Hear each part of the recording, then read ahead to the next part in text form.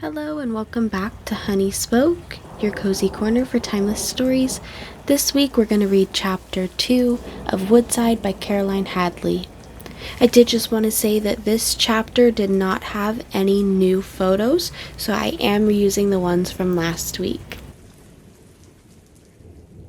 Chapter 2, Listening in the Woods. I hear the blackbird telling his love tale to his mate, and the merry skylark swelling the choir at heaven's gate. The cuckoo away in the thicket is giving his two old notes, and the pet doves hung by the wicket are talking with ruffled throats. The honeybee hums as he lingers where shadows on clover heads fall, and the wind with leaf-tipped fingers is playing in concert with all. Eliza Cook. Now Grandpapa's house, Woodside, stood on the side of a wood. In fact, there was only a grassy road between the gates and the wood itself. Such a wood, with large old elms and oaks and other trees. In the more open spaces were trees and bushes of hawthorn, now completely covered with white blossom, the pretty May bloom. There, too, grew primroses, violets, wild hyacinths, besides a long list of other wildflowers, ferns, and feathery green moss. One fine day, Grandmama took the children herself across the road into the wood. She sat down in one of the open spaces upon the trunk of a fallen tree, while the children played at hide-and-seek among the bushes or picked the wildflowers. By and by they came back to Grandmama, who was reading while they were playing about, and said, "Grandmama, will you tell us about Papa when he was a little boy?" Grandmama took off her spectacles, shut her book, and the children sat down quite close to her on the grass at her feet. Then she began. "When your father and your uncle and aunts were about as old as you are now, they came with me into this very place one summer day. After they had played a while, they came to me and I said to them, 'Children, what do you hear?' 'Hear, Mother,' they said. 'Why, nothing in particular. What is there to hear?' 'Well,' I said, 'now all of you shut your eyes and listen, and don't speak till I tell you.' After a short time I told them to open their eyes, and I asked John, who was the eldest, what he had heard. First of all I heard the birds singing. Then I noticed that there were different sorts of birds singing. I heard the blackbird, the thrush, the little finches, and the warblers. I could not tell you how many, some of them singing as if they could not make sound enough, and others sung a low song, with twitterings and chatterings all to themselves. Some seemed calling to birds a long way off. Then I heard those other birds answer, but the sound was so faint that I should not have heard it at all if we had not been so still. I was trying to catch a faint sound of a bird some distance down the wood, which sounded like the coo of the wood pigeon, when you said, 'Open your eyes.' Then I turned to Harry, your father, children, and he said, 'Of course I heard the birds, but I thought, I can hear them any day. I shall listen for all sorts of odd sounds. I heard the distant rumble of a farmer's wagon and the cows lowing at Brown's farm. Every now and again I heard the sound of the village blacksmith's hammer, the faint puffing of a train, a man's footsteps coming through the wood, and the voices of boys, after birds' nests, I suppose.' 'Well, Lizzie, what did you hear?' I asked, turning to one of the girls. 'I heard the wind moving very gently among the trees, making a soft rustling noise. I could scarcely believe in the difference there is between this quiet sound and the roaring of the wind in a storm.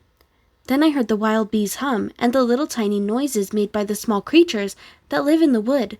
I heard our gardener sharpening his scythe, and the trickling of the brook in the hollow. Now, little Fanny, tell us what you heard.' 'I heard the hens cackling and calling to their chickens. I thought I heard our dog bark, but all was so warm and still and sleepy that I felt as if I should go to sleep too if I kept my eyes shut much longer.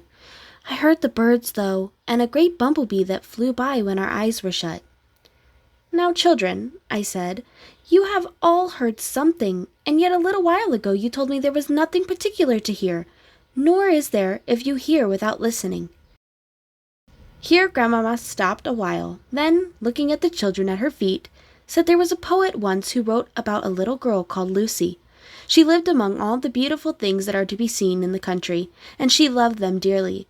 The poet thought how, as she grew up, she would be yet more and more charmed by them, and that loving all grand and beautiful natural objects would make her charming.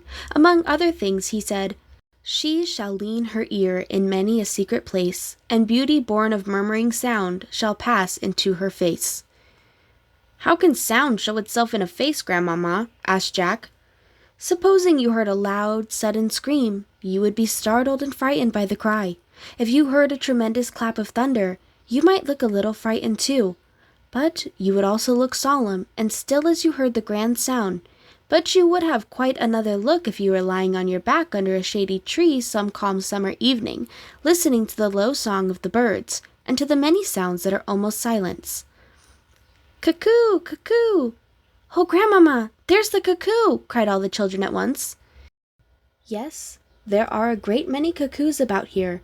They say it is only the male bird that calls cuckoo, that the female simply makes a chattering sound. Did you ever see a cuckoo, Grandma? No, never a live bird, only one stuffed. I will tell you a story of how I heard one once. It was about 25 years ago. I wanted some primroses for a nosegay. I used to pick the long, feathery moss that grows in these woods and put the primroses among it. I ran across the road outside of our gates, for I could run in those days, and soon filled my basket with as many primroses as I wanted. As I was standing under a large tree, I heard all at once, exactly over my head, a loud, gruff cry of cuckoo. I was so startled. The cry was so near that I thought it must be a rude man, and I dropped all my primroses and ran back to the gates. Then I thought, how foolish of me to be frightened. It is the 18th of April, the right time for the cuckoo to come back to England from the warm country where he has been all the winter. Of course it is a real cuckoo. So I went back and picked up my primroses, but I heard no more of that cuckoo. I told my children when I came indoors about my adventure, and how they did laugh at their mother for being frightened at a bird. I shall always think, though, that that particular cuckoo must have caught a bad cold on his long journey to England, or soon after his arrival, for his voice sounded as if he had a sore throat. Now, children, said Grandmama, rising from her seat, it is time we walked homewards. As they came near to the house, they saw Smut sitting on the doorstep, waiting patiently to be let in at the front door.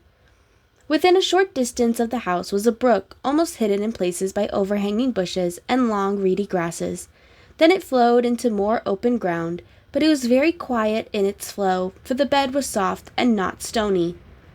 Of course, the next day the children set off for this brook to listen to its murmuring sound.